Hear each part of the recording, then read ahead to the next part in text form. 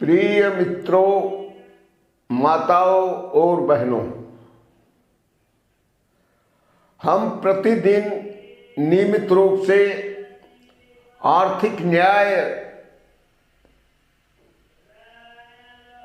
के आधार पर समाज में एक राष्ट्रीय या वैश्विक सरकार की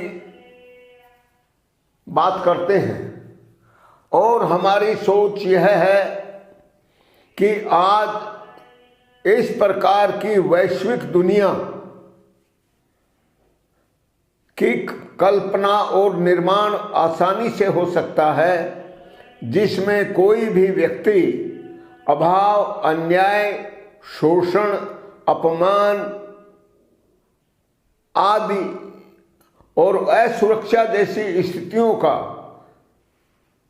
सामना करने के लिए विवश न हो और सभी लोग भय मुक्त, अभाव मुक्त, सुख शांति का जीवन बिना किसी कठिनाई के निर्भय होकर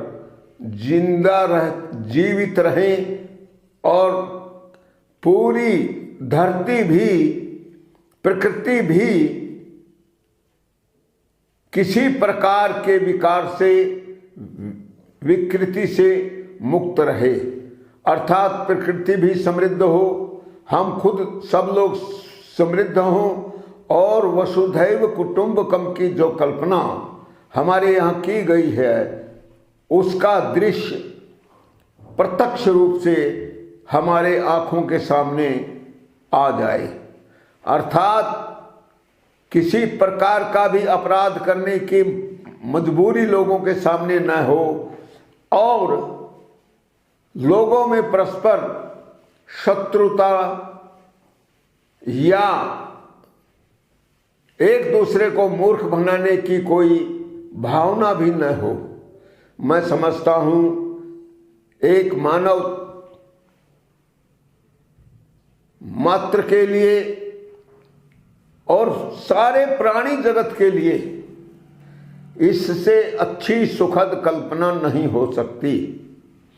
लेकिन आपके मन में प्रश्न उठना चाहिए कि यदि ऐसा हो सकता है तो फिर वह प्रत्यक्ष रूप से दिखाई क्यों नहीं देता।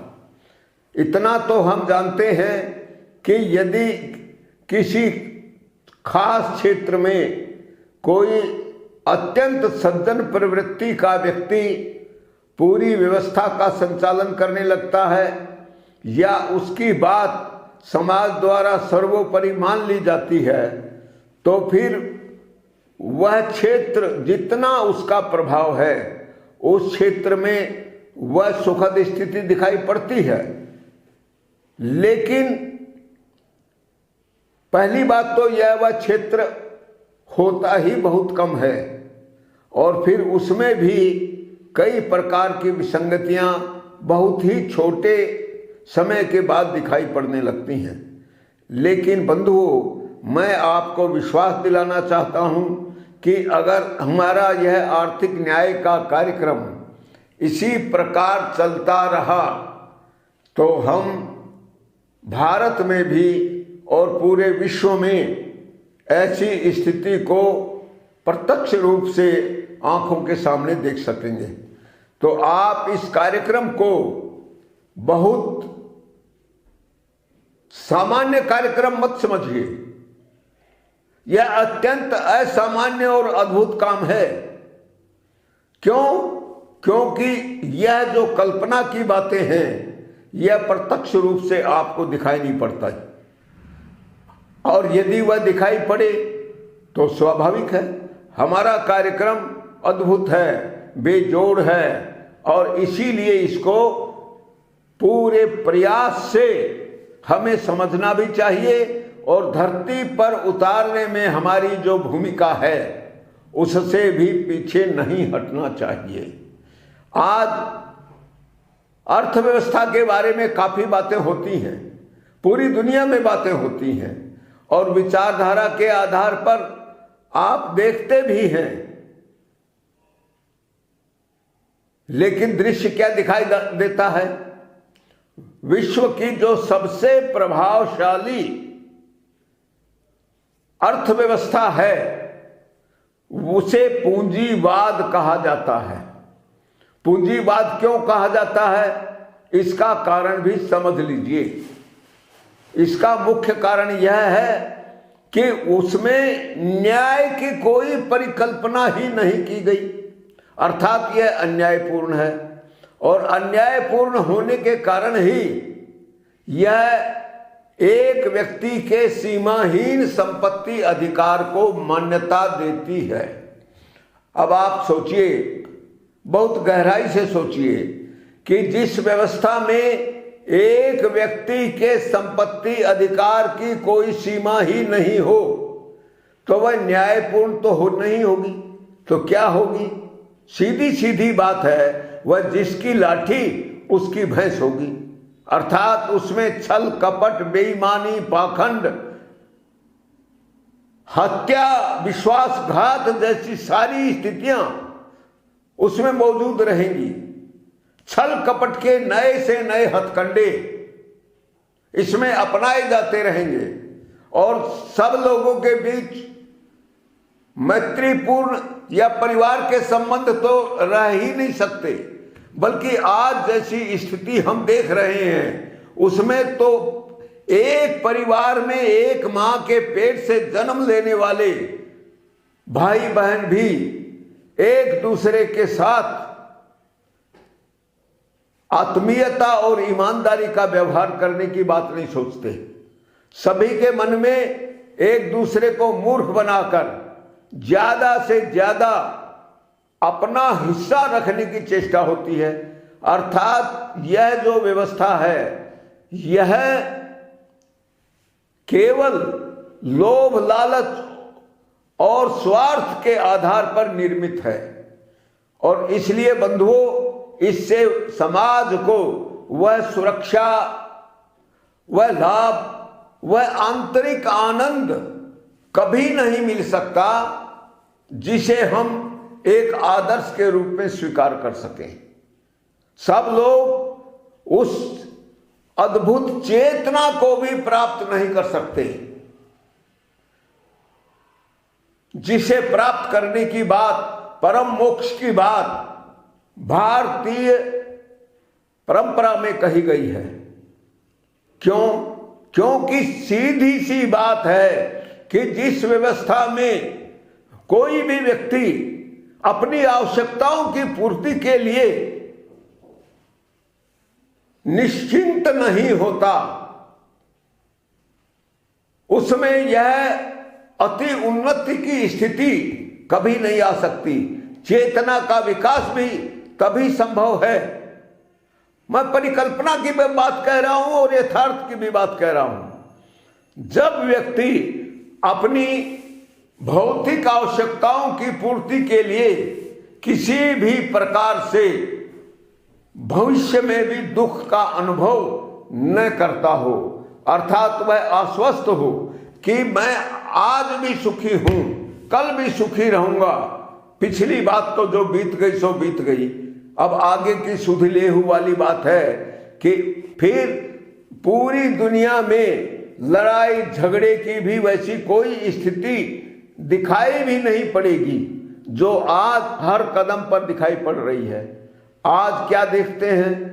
आज देखते हैं विश्व की सारी शक्तियां एक दूसरे से आगे निकलने का होड़ लगा रही हैं। क्या चीज का होड़ लगा रही हैं? ज्यादा से ज्यादा खतरनाक और विस्मयकारी हथियार बनाने का। और वो चाहती है कि मेरे बाकी लोग प्रतिद्वंदी हैं और उन प्रतिद्वंदियों से मैं हर हालत में अधिक आगे रहूं, यानी अधिक बलवान रहूं और उससे जरूरत पड़ने पर धमका भी सकूं कि अगर तुम नहीं मानोगे तो तुमको समाप्त करने में मुझे कुछ भी देर नहीं लगेगी। अब आप विचार करके देखिए, ऐसी स्थिति में जब सारा विश्व रह रहा हो तो वह सुरक्षित और सुखी कैसे हो सकता है? यह कभी नहीं हो सकता। और इसीलिए आज पूरी दुनिया में जो प्रतिद्वंदता है वह एक दूसरे को डराने वाली है, डराने के लिए है। और यह स्थिति होने के कारण पृथ्वी पर कहीं पर भी स्थायी शांति, वास्तविक शांति दिखाई नहीं पड़ती। लेकिन यदि हम चाहते हैं कि पृथ्वी पर वास्तविक सुख शांति हो, तो मैं एक ही बात कहूंगा, बार बार कहूंगा कि पूरे विश्व की व्यवस्था, सभी देशों की अपनी अपनी व्यवस्थाएं भी न्याय की कसौटी पर खरी होनी चाहिए। और न्याय, बिना आर्थिक न्याय के कोई बात होती ही नहीं है। दुनिया में ये सारे सभी तरह के घमासान जो मचे हुए हैं, वो अपने आप को सुखी बनाने के लिए तो हो रहे हैं। मैं ज्यादा से ज्यादा संपत्ति का मालिक बनूं, मेरे समकक्ष कोई व्यक्ति बलवान न हो सके, मेरी ताकत से सब लोगों को भय मानना पड़े, और भय मानना पड़े तो इसके बाद की अपनी अपनी कल्पनाएं हैं। मैं सबको सुखी कर दूंगा, मैं अपने समान सबको बना दूंगा, यह कल्पना तो हो सकता है किसी बिरले व्यक्ति के मन में आती हो। लेकिन आज यदि हम धरती का स्वरूप देखें तो इस व्यवस्था की कल्पना ही हो सकती है, लेकिन हम उसे प्रत्यक्ष रूप में समाज में उतारना चाहते हैं। तो आज यदि वर्तमान स्थिति में जो समाज की मान्यताएं हैं, जो नियम और कानून हैं, जो पूरी दुनिया के देशों में बने हुए हैं, उसमें क्या है कि किसी व्यक्ति के पास संसाधन होते हैं और उन्हें अर्जित करने के लिए, प्राप्त करने के लिए हर व्यक्ति को परिश्रम करना पड़ता है। बौद्धिक परिश्रम, शारीरिक परिश्रम, मानसिक परिश्रम, सब तरह का परिश्रम उसमें शामिल है। और उसके बाद कुछ लोगों के पास बेशुमार हो जाता है और कुछ लोग फिर भी भारी अभाव का सामना करते हैं। इसका कारण क्या है? इसका कारण यह है कि अब मनुष्य ने निरंतर अपनी बुद्धि में सुधार तो किया है, यह मानना पड़ेगा। भौतिक विज्ञान की उन्नति भी मानव मात्र की है, यह भी मानना पड़ेगा। क्योंकि भौतिक विज्ञान की उन्नति का आधार मानवीय श्रम नहीं बल्कि यंत्र प्रणाली है, और मनुष्य ने अपनी बुद्धि के बल पर इस यंत्र प्रणाली का निरंतर आविष्कार और सुधार किया है। और आज हम देखते हैं, पहले बड़ी बड़ी मशीनें होती थी, अब बहुत छोटी मशीनें हो गई हैं, और उन छोटी मशीनों के सहारे उत्पादन वह लगातार बढ़ता जा रहा है। उत्पादन की सुरक्षा के प्रयास भी निरंतर हो रहे हैं। आग किस तरह जलानी है, पानी किस तरह गर्म करना है, उसमें कम से कम ऊर्जा लगे, अच्छे से अच्छा काम हो, उससे किसी प्रकार की किसी जहरीली गैस भी न निकले। आग को कैसे जलाया जाए कि उसमें कार्बन डाइऑक्साइड कम से कम बने। किसी भी बात को, किसी भी चीज को सड़ाया कैसे जाए धरती में दबाकर कि उससे मीथेन गैस कम से कम उत्पन्न हो, ताकि वह जहरीली न हो। क्योंकि माना जाता है कि मीथेन गैस कार्बन डाइऑक्साइड से भी अधिक जहरीली होती है। इसलिए सड़ाना या जलाना यह सुरक्षित उपाय नहीं हो सकता। वैज्ञानिक उसके ऊपर निरंतर काम कर भी रहे हैं, लेकिन दुर्भाग्य की बात यह है कि इन नए नए आविष्कारों, नई नई मशीनों से मिलने वाला लाभ, उसका न्यायपूर्ण वितरण नहीं होता। इसीलिए हमारा कहना है कि हर व्यक्ति को अपनी बुद्धि, क्षमता, रुचि और आवश्यकता के अनुसार अपनी आय के स्रोत निरंतर चुनना चाहिए, निरंतर चुनना चाहिए। और जिस व्यक्ति में ज्यादा क्षमता हो उसको ज्यादा उपभोग का भी अधिकार होना चाहिए। लेकिन किसी भी व्यक्ति को अपनी संपत्ति छिपाने का अधिकार नहीं होना चाहिए, जबकि आज की यह व्यवस्था इसी छल कपट पर आधारित है। और इसीलिए मैं इस व्यवस्था को मानव मात्र के लिए और पूरी मानवता के लिए सबसे घातक मानता हूं। यह पूंजीवादी व्यवस्था कहलाती है और इसमें जो खासियत है वो यही पूंजी की असमानता इसका कारण है। यदि हम न्याय के आधार पर विश्वास करते हैं तो हमें औसत संपत्ति अधिकार को मानना ही पड़ेगा और औसत से अधिक संपत्ति रखने वाले किसी भी व्यक्ति को समाज का कर्जदार मानते हुए औसत से अधिक संपत्ति पर ब्याज की दर से संपत्ति कर लगाना होगा। यह थोड़ा सुनने में समझने में जटिल लग सकता है, लेकिन धीरे धीरे यह बात आपके भीतर जाती रहेगी और कुछ समय के बाद यह कहने और सुनने से किसी को भी आश्चर्य नहीं होगा और हम इसका निराकरण करने के लिए, सारी बात को समझाने के लिए निरंतर अपना प्रयास करते भी रहेंगे और आपके मन में जो प्रश्न उठते रहें, हमारा निवेदन यही है, उसे हमेशा उठाते रहें। किसी भी दृष्टि से यदि कोई प्रश्न आपके मन में पैदा हुआ है तो हम सब मिलकर उसका उत्तर जरूर खोजेंगे और मेरा काफी सीमा तक विश्वास भी है कि आपको वह उत्तर तलाशने में खुद भी ज्यादा देर नहीं लगेगी। इसलिए मैं कहूँगा कि औसत सीमा से अधिक संपत्ति पर ब्याज की दर से संपत्ति कर लगाया जाए, उसी में से बजट का खर्च काटा जाए और शुद्ध लाभ का वितरण, जो राशि शुद्ध लाभ के रूप में बचती हो, अर्थात लाभ का बजट बनेगा। घाटे का बजट हमारे न्यायपूर्ण अर्थव्यवस्था में इसकी कल्पना भी मत कीजिएगा। वह हमेशा लाभ का बजट बनेगा और लाभ का बजट होने के कारण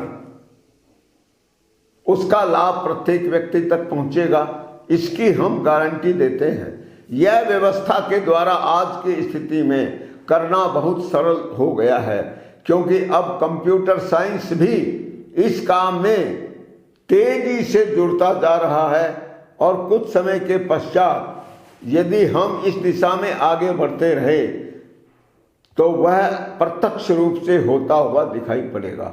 इसलिए बंधुओं, मैं बार बार यह कह रहा हूं कि अन्यायपूर्ण अर्थव्यवस्था की खासियत क्या है, तो मैं कहूँगा हर व्यक्ति को मिलने वाला यह समान लाभांश ही आर्थिक न्याय की इस अवधारणा का मुख्य आधार है और यही इसकी असली पहचान है और यही एक ऐसी सुंदर दुनिया का निर्माण करने का रास्ता है जहां पर जाने से, चलने से समाज का कोई भी व्यक्ति, चाहे उसकी जन्मस्थली कहीं भी हो, उसकी जाति कोई भी हो, उसकी विचारधारा कोई भी हो, बस वह आर्थिक न्याय में विश्वास करे और सारी मानवता को सुखी बनाने की कल्पना उसके भी दिमागों में हो।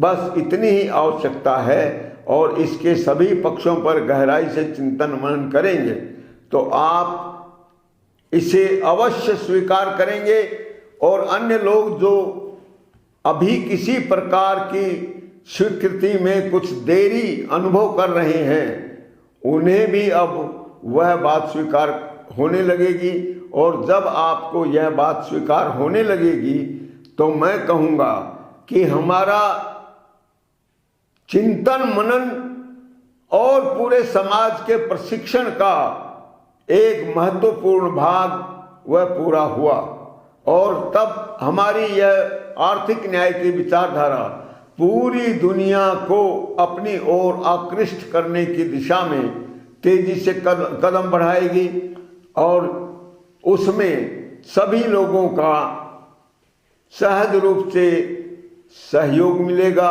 सबकी सहमति होगी और मानवता के फूल जो हम खिलाना चाहते हैं वह सब जगह लहलहाएंगे और पूरी दुनिया बहुत सुंदर, सुखदाई और सबके लिए आनंददायक होगी। इसके साथ साथ मैं यह भी कहूँगा कि आप निरंतर चिंतन मनन को छोड़िएगा मत। मैं एक बात और कहना चाहता हूँ प्रसंगवश, वह यह कि जितनी विचारधाराएं समाज में आई उसमें एक विचारधारा जो समानता को लेकर चली थी अब उसका अंत हो चुका है। मार्क्सवाद के रूप में जानी जाने वाली यह विचारधारा पूंजीवाद से लड़ाई के मैदान में हार चुकी है। वह सैद्धांतिक रूप से भी सही सिद्ध नहीं हो पा रही है। इसको आप भी समझते हैं और मैं भी समझता हूं। मैं मार्क्स महोदय को एक ऋषि के रूप में स्वीकार करता हूं, वहां तक मुझे स्वीकार करने में कोई आपत्ति नहीं है। इसी प्रकार डॉक्टर राम मनोहर लोहिया भी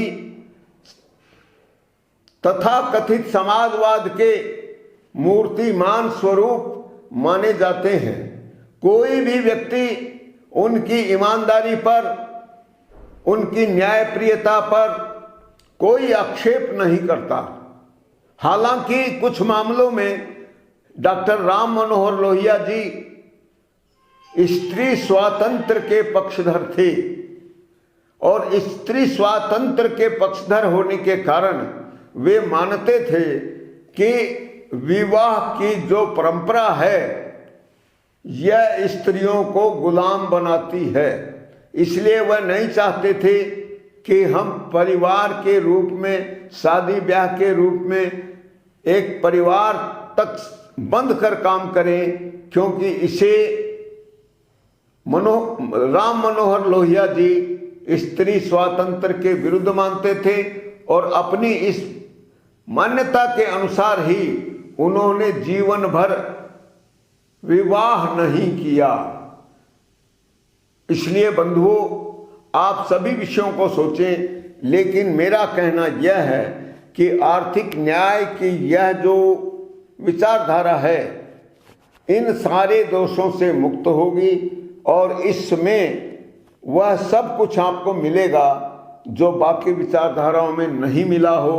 और इसीलिए मैं इसे सबसे अच्छी विचारधारा कहने का दुस्साहस भी कर रहा हूँ। आशा है आप इस पर गहन चिंतन करेंगे और हमारी यह सोच निरंतर आगे बढ़ेगी और पूरी दुनिया की पूरी समस्याओं का सहज रूप से शांतिपूर्ण समाधान मानवता को मिलेगा।